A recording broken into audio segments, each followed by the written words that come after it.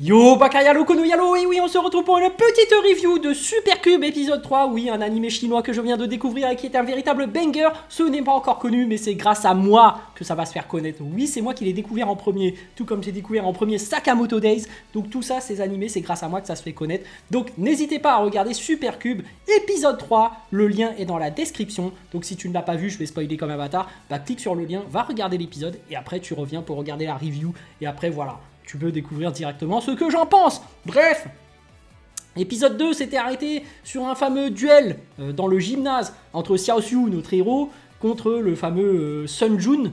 Donc Sun Jun qui est le chef de gang qui harcèle Ao, la meuf à Xiao Xiu.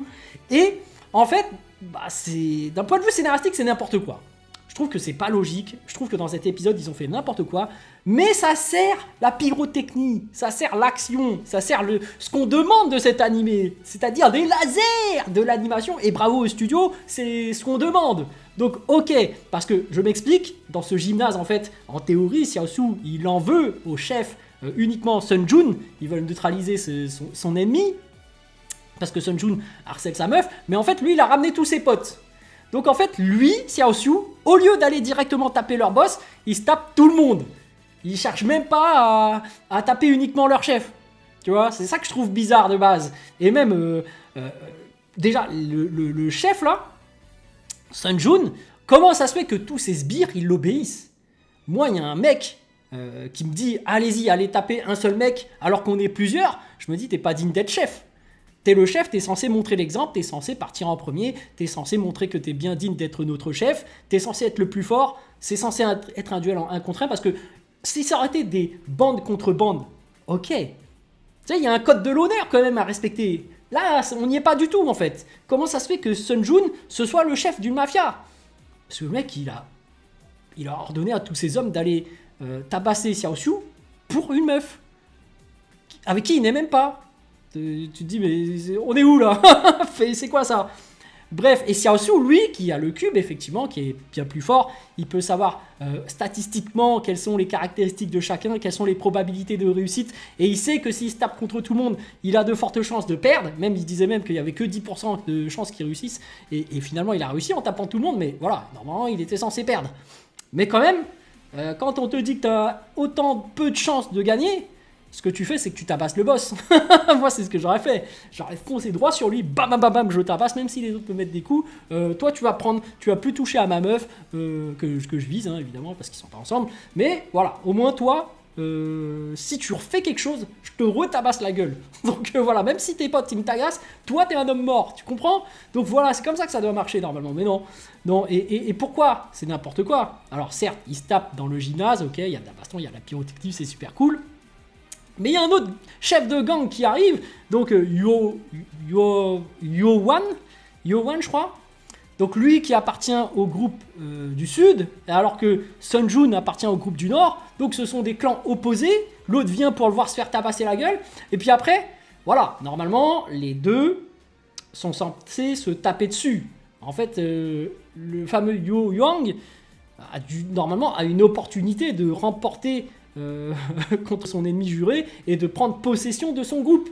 C'est ce qu'il dit en plus dans l'épisode. Mais non, en fait c'est n'importe quoi. Il dit non, bah en fait l'autre il m'a manqué de respect, donc tout notre groupe, on va attaquer cet inconnu qu'on ne connaît pas, Xiao Xiu, même si ça n'a pas d'intérêt pour nous au final de le tabasser. Je ne comprends pas. D'un point de vue scénaristique, c'est n'importe quoi. Juste parce que le mec a manqué de respect. Mais j'accepte parce que ça permet d'avoir de la pyrotechnie. Ça permet à Xiao Xiu d'affronter tout le monde et de leur péter tous la gueule. Donc c'est ce qu'on veut, hein. Ça rappelle un peu Solo Leveling en fait. C'est Sung Jin-woo qui se tape tous les monstres à lui tout seul. Voilà, c'est un peu pareil, c'est Xiao Xiu, il se tape tous les groupes. Il se tape tout le monde, c'est tout le monde contre lui et il les fume parce que bon, forcément il est en possession du Supercube. Mais il n'empêche que là, contre l'autre groupe, alors c'est bizarre encore une fois, d'un point de vue scénaristique, c'est n'importe quoi. Il a le cube, mais quand t'as le cube, t'as un renforcement de tes caractéristiques physiques.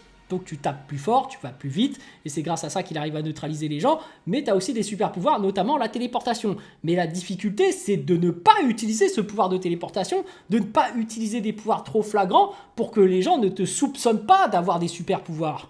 Or là, contre eux, bah, il est acculé et au bout d'un moment il l'utilise, il n'en a plus rien à foutre, il se téléporte pour aller éteindre la lumière et après il utilise plusieurs fois le pouvoir et tu dis mais attends, moi je croyais que justement tu avais le super cube, tu as le pouvoir de téléportation, fallait au moins avoir un semblant de ne pas utiliser tes pouvoirs. Mais non, en fait non, le mec s'en tape, il utilise et c'est ça qui est complètement bizarre, c'est qu'en fait ils arrivent dans le gymnase.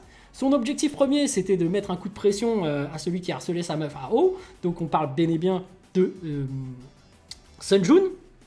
Et le truc, c'est qu'une fois qu'il a tabassé, il a plus de raison de rester.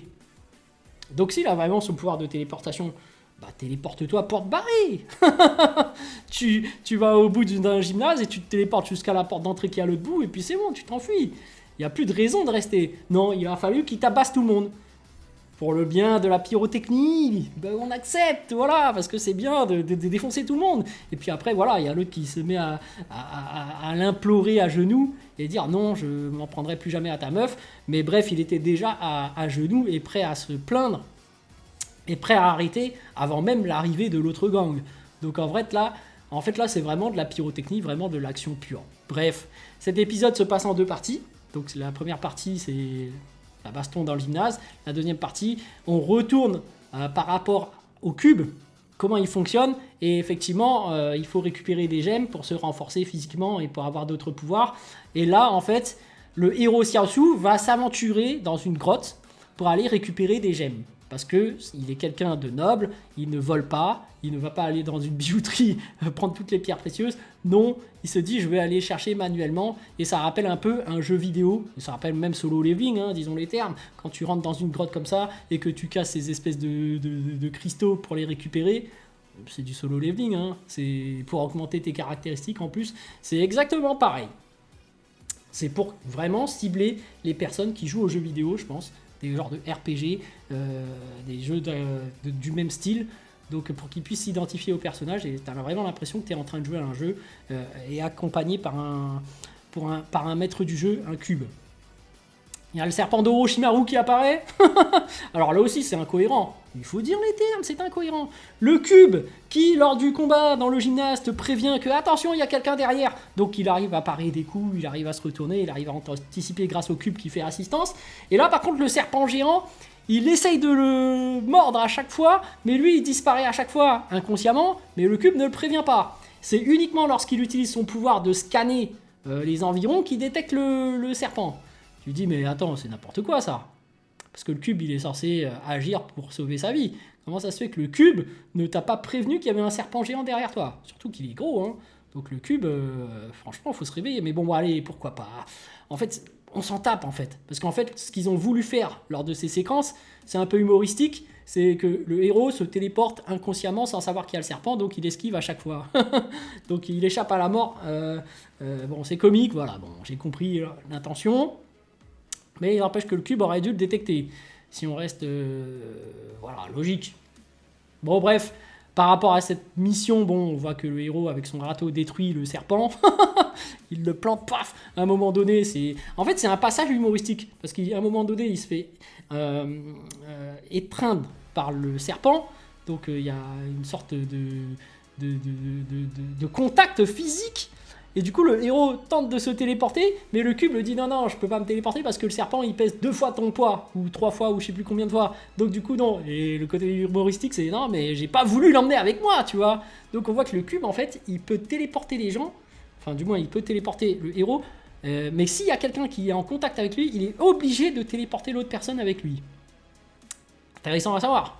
Donc au final, son pouvoir peut être à la fois bénéfique pour sauver d'autres personnes. Mais d'un autre côté, ça peut être négatif, ça peut être un malus s'il y a un ennemi qui t'agrippe.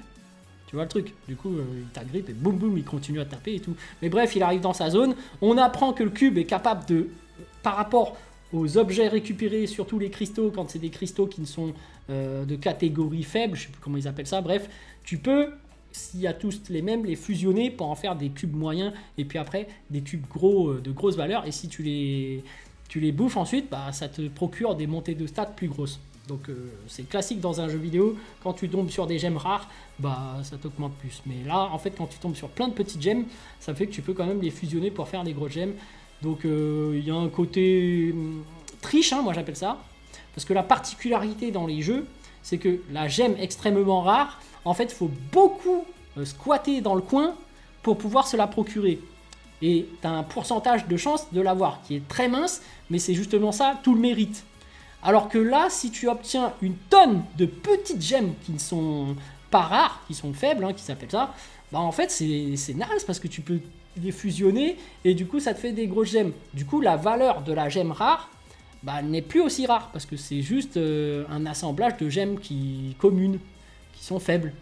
Donc après pourquoi pas, hein, pour faire avancer l'histoire et le faire augmenter de niveau, pourquoi pas. J'espère qu'il y aura des gemmes ultra rares que tu ne peux pas drafter, que tu ne peux pas, quand je dis drafter, c'est que tu ne peux pas réunir plusieurs gemmes pour essayer de le construire, parce que ça fera tout justement l'intérêt de la rareté de l'objet qui peut te faire vraiment monter plus haut en termes de niveau. Bon après tu vas me dire, mais pour monter de niveau il suffit de t'entraîner, donc bon.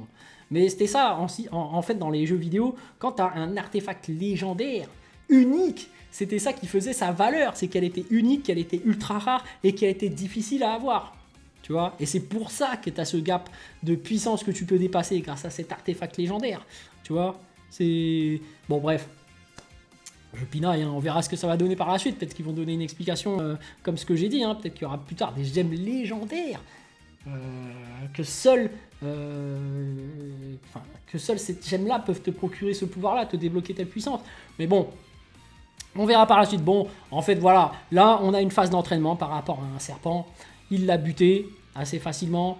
Bon, voilà, on est comme dans Solo Leveling. Ça me fait penser vraiment à Solo Leveling. C'est-à-dire que dans Solo Leveling, le héros, des fois, il partait dans des donjons où il s'entraînait tout seul. Et c'était ça le délire. C'est Solo Leveling, il part tout seul, solo. Bah là, en fait, pour Xiaoxiu, on part un peu dans le même délire, en fait. Il y a le mec qui part tout seul, il s'entraîne tout seul, et après, il fume tout le monde tout seul. Donc en fait, il n'y a pas vraiment d'alliés, à moins qu'ils s'allient avec les deux mafieux, mais bon, comme ils n'ont pas de super pouvoir, ils n'ont pas de cube, je vois pas trop à quoi ils vont servir. Ou même avec sa meuf, Yao. En fait, dans cet univers-là, vu que lui, Xiaosu, c'est le seul qui a des pouvoirs, car c'est le seul possesseur du Tesseract, du super cube, il n'y a pas vraiment de concurrence. On verra par la suite qui sera le méchant, mais si là, c'est que des gangsters comme ça va pas aller loin. Pour moi, là, il faut introduire un nouveau danger pour créer une nouvelle tension. Parce que là, c'est terminé, la tension de Sun Jun, là, pour moi, c'est c'est neutralisé. Il faut des extraterrestres maintenant, il faut des gens avec des super pouvoirs. Il faut quelqu'un qui puisse rivaliser avec ce pouvoir de super cube. Bref, sur ce, je vous dis donc à plus dans le bus, ou plutôt à plus tard dans le car, ou plutôt à bientôt dans le bateau.